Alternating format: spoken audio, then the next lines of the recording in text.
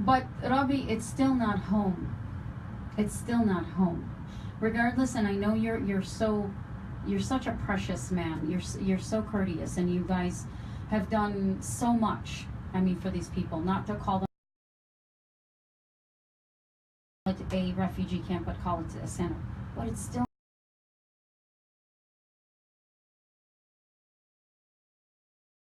The point of the matter is, when will they go home? And when they do, will their homes still be there? I know we don't want to get political, yeah. And I don't mean to put you in that position, but just from your viewpoint. Well, we work it so much to make the church like a home to them. Mm-hmm. If you're going to ask so many families, they are keeping till now. There is a hope that one day they will go back to their home. I know a story of a Christian family who fled from Karakush. They knew that ISIS were coming to invade and to control over Karakush and all of the Christian villages. So they start to feed their fish, and they start to clean the house before getting out. Oh, so wow. Imagine, like, there's still a hope that one day they are going back. And whenever they are asking me this question, I told them, of course one day you will go back home, but we need that hope. There is a hope. Now, will the government that you know of, from the involvement that you've had, and to the extent that you get involved, I know you're in the humanitarian side of the situation, but will the government ensure that they will in fact have a home to go back? Are they proactive? Is the government working to do something so that they will ensure these people will go back and they haven't in fact been run off? Well, I haven't heard anything from the government what they are doing now. I heard that there is just they are working on the process of liberating Mosul. Till now they are on the borders of Mosul. And also there is another problem.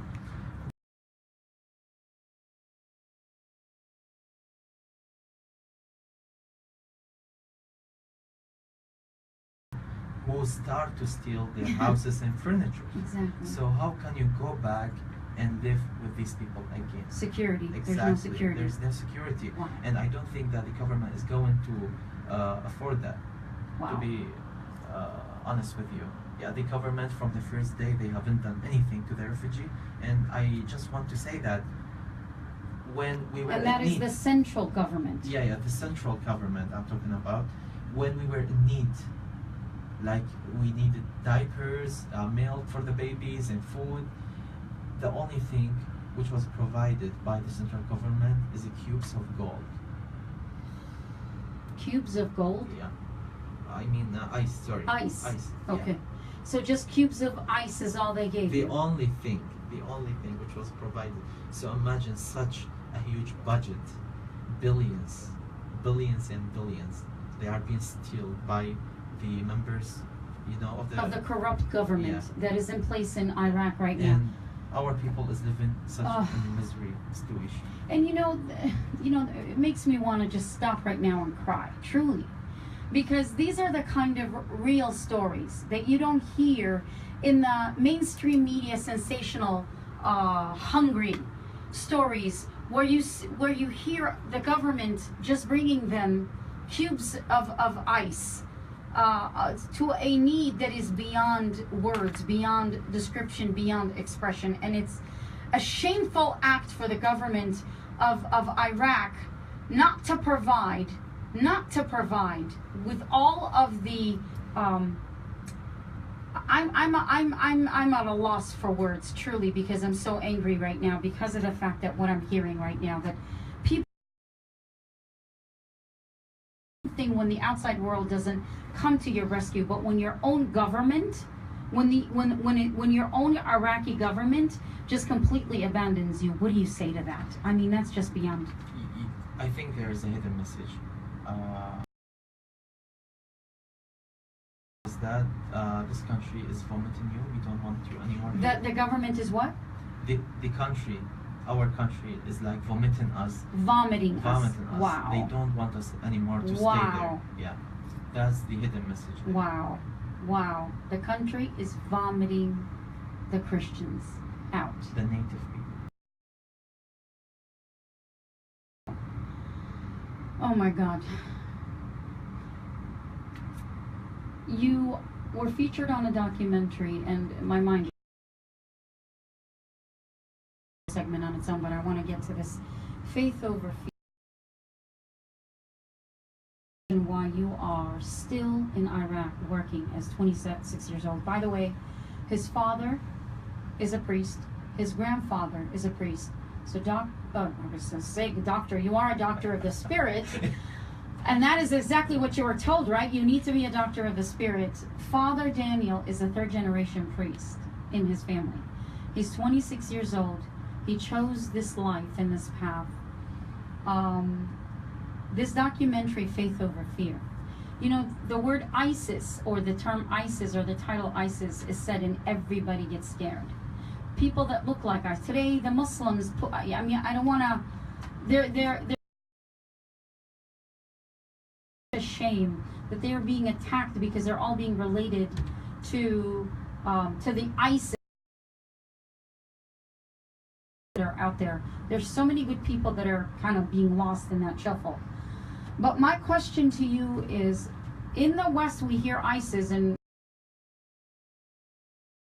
like we don't want to have anything to do with anything. But here you are in the front lines of the persecution. Your faith is winning your fear. So how is it that we are so far away in the West and yet we fear ISIS, and yet you are in their faces and you are standing strong? Talk about that, Rabbi. The thing is that all the faith is coming from what we believe in. This faith is bringing to us such a huge encouragement, happiness, joyful, even if we are living in such hard circumstances. Whenever we're in bad situation, our people is being so creative. Like, there's always a lives come from the dead. So the same thing is happening with our people. They've been crucified and now they are risen. So say that again. They were crucified and now they are risen. Just reflect on that, brothers and sisters.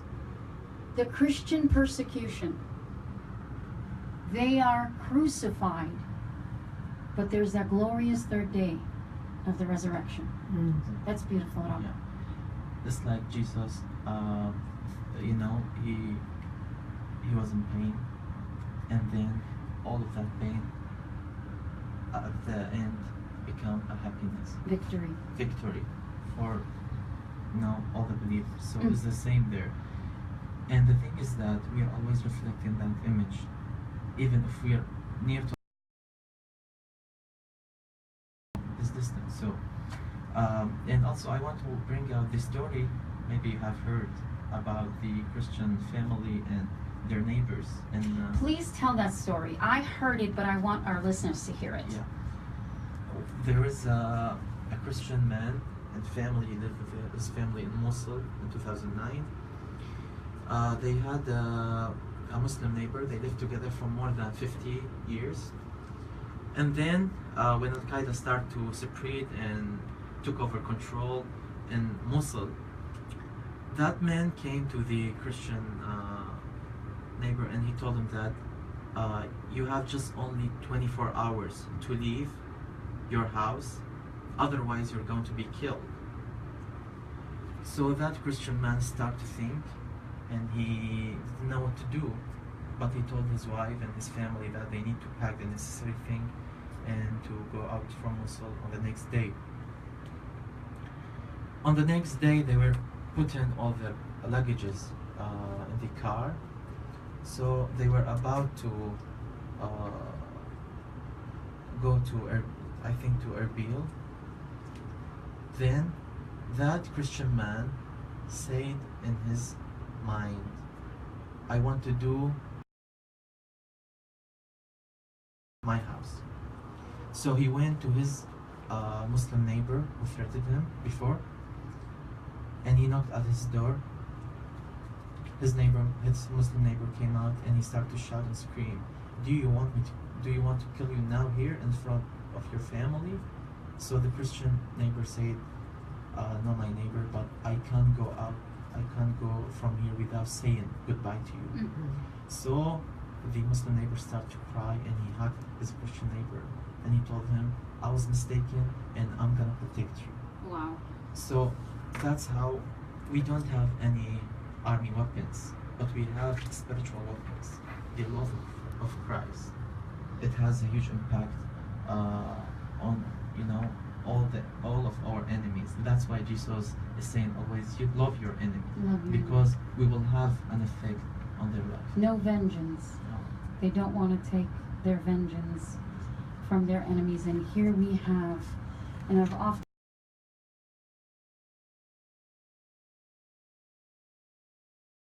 changes where people are, oh, the Muslim religion is this and the Christian religion is this, and people are fighting, whereas our Master and our Lord is teaching us to do what? Not to hate, but to love our enemies. And many people have come to the Christian faith based on the fact that no other religion teaches love your enemy. It's amazing to us. Now, I want to get to a story. I want to give you enough time to speak on. To go to Ukraine to study for medical school, because you were wanting to be a doctor. Yeah. But instead of a physical doctor, now you're a spiritual doctor. That's why I almost called you Dr. Daniel. But you were in Ukraine, but you had no idea.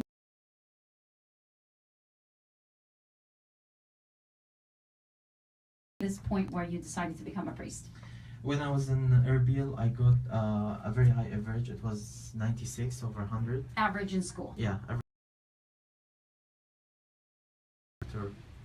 In Erbil, I was not accepted in the medical field. So I started to apply to study in Ukraine in medical school, and I was already accepted there. That was in 2009. I went there and I started to live in a hostel. That was in a city called Kharkov in Ukraine. And that hostel, the people who lived in that hostel, most of them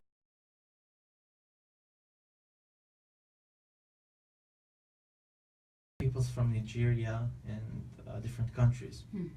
The floor where I used to live was full of Iraqis. So you know the weather in Ukraine, especially in winter, is really cold.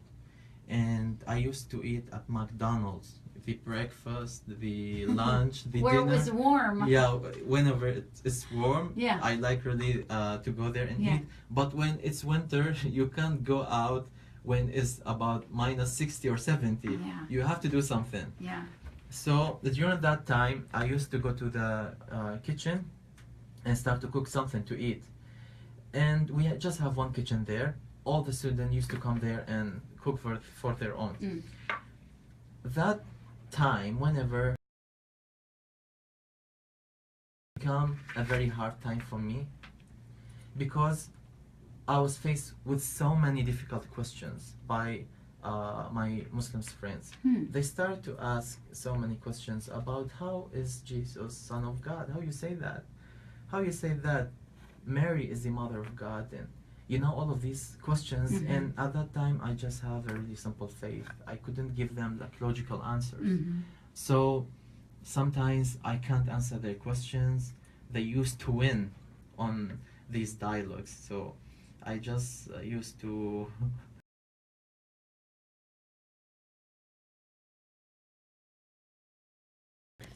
So I decided to take an online theology course. Whenever I finish my medical homework, I start to search on Google about theological topics. And I've done that for 6 months, every night.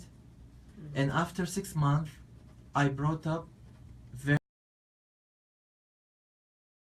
I start to understand what is the Christianity, why we're saying all of these terms, and what it means. Some of them, you know, were really shocked about the answers, and the others were just like they want to say something but they can't. So from their questions, I discovered the call of God to me. I started to love this field, the theology. On my groups for 3 years. The first one, different nationalities, Then the Iraq embassy, they said it's okay for me to transfer my study to Iraq because it was very expensive. I can study now for free in Iraq. I was accepted into Crete. I went there and the situation was really not good to be there. Al-Qaeda was there at that time, so I didn't go there, and I chose to be a priest. And that decision that I have made, I had so many questions about it. I was just trying to say, please God, give me just like a sign or something that I have chosen the right route or the right decision. The answers came on 6th of August 2014 when all of our relatives, the Christian displaced people, came to the church and I started to work with them. What date was that? 6th of August 2014. 2014. Yeah. And that's when you realized you had made the right decision. So you've only been a priest for 2 years. 2012. Oh, I was 2012. ordained in 2012 by the Patriarch Maradeh II. Yeah. Who is in Baghdad, who is taking on the whole firing squad and the risks, and he's been there, he's never left. He's So always still been there. in Baghdad, and And there was a bombing at his church, and we have victims in our St. George Church right here.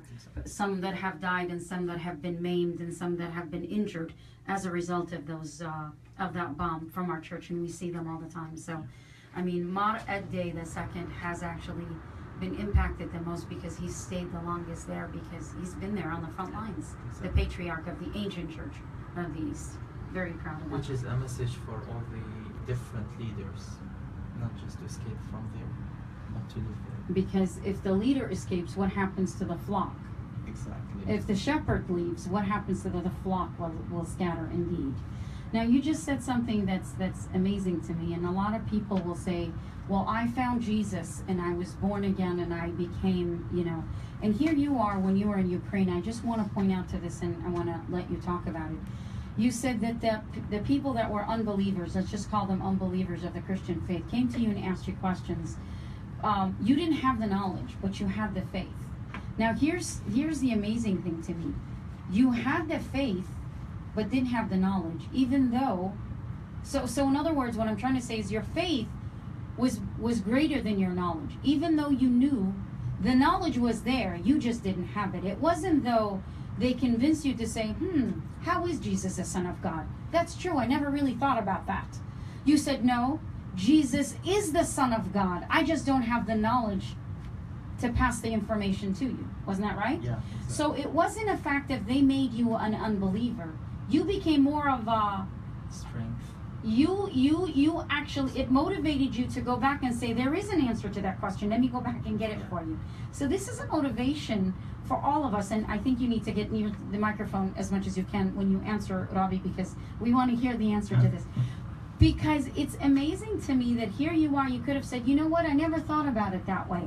How is how can if Jesus was God, how can Mary give birth to quote unquote God, because that's what we're saying, Jesus is God. So what can you speak to those that don't have the knowledge and yet are losing their faith? See, other people would have lost their faith and said, well, I don't know, don't ask me, ask my father, he's a priest, right? Exactly. But what did you do? You went back and you said, let me get you that answer. Well, I want to say to all the listeners, you have the seed, you just need some water and some light, and then that seed will give a fruit, a plant, a new one. You know what, Rabbi? You're saying things I want you to say over and over and over again. I'm going to ask you again. Say that again. You have the seed, but just give it water and light, so it will give a new fruit. So give yourself a chance. Exactly. You are a Christian. Don't leave your faith for another faith, because the answer is there. Just because you don't know it, that doesn't mean it's not there. How beautiful. Rabbi, you're an inspiration, truly.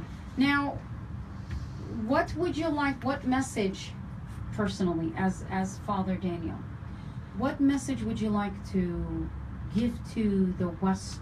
And I want you to speak to the non-Assyrian speaking community. I speak to them all the time, and I'm always talking about God spared us for people like me. When I was 8 years old, I left Iraq, as I mentioned earlier. And I think I was spared for a reason, so that I can come here and raise our voices, so we can tell the world and enemies coming that you have never encountered before, that you don't know. I mean, this is an enemy that we dealt with and you're still dealing with on a daily basis. What would you like to tell the community that is staying silent? The community that doesn't understand your and my kind of Christianity, because I think there is a wall, Father, between the Christians of the East and the Christians of the West. And the Christian of the West, unfortunately, don't seem to understand us who come from the East. Even though Christianity was founded where? In the Middle East. Okay? What would you, I mean, how can we break those barriers to say, come as you are. Come, brothers and sisters, and join our effort. What would you like to say to them? Before answering that question, I want to comment about a story that happened to me here in the USA. Mm-hmm. I met with some people here in the USA, and I told them that I'm a Christian from Iraq. So they were saying, oh, so you were a Muslim and now you convert to Christianity? So I was really shocked. I said, no, Iraq, Iraq, all the Christianity was in the Middle East, Yes. in Palestine and in Iraq and all of these territories, ancient territories.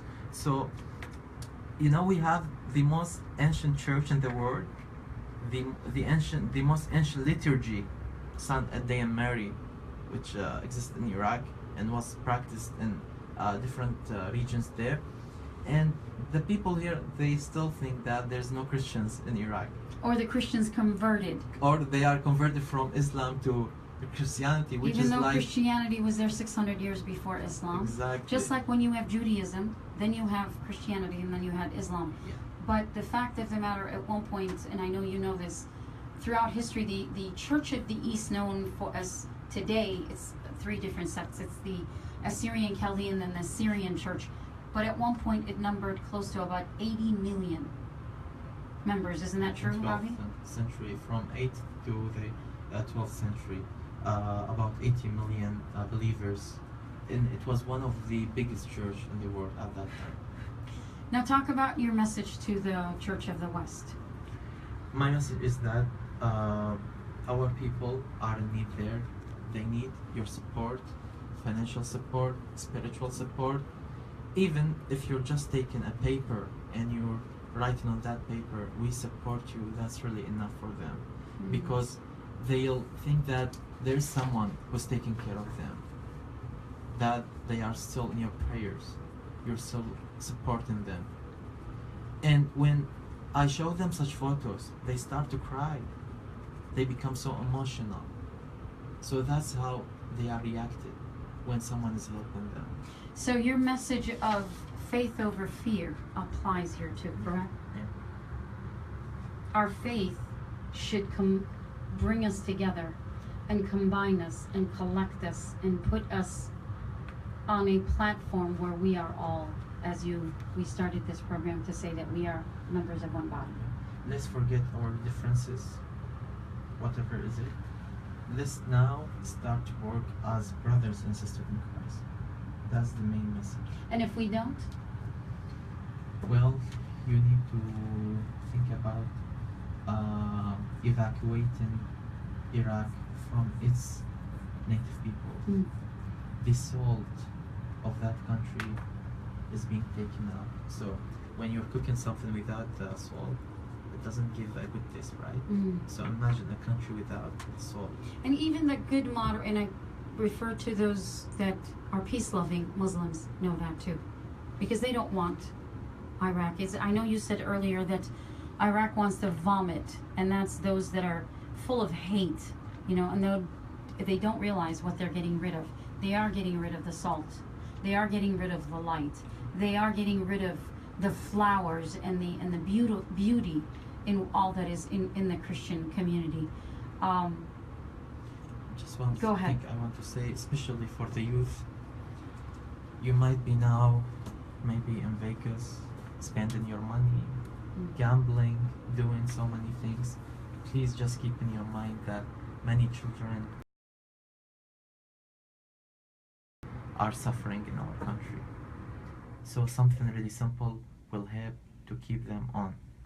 How can they get that support to you? I mean, of course, You can also contact me through my Facebook page, and I will get you in touch with Father Daniel. But how can they get in touch with you, Father? What is your email address? I mean, if you want to give out whatever information. Yeah, well, they can reach out to the Christians there, to the Iraqi Christians, by supporting their churches, by supporting our partners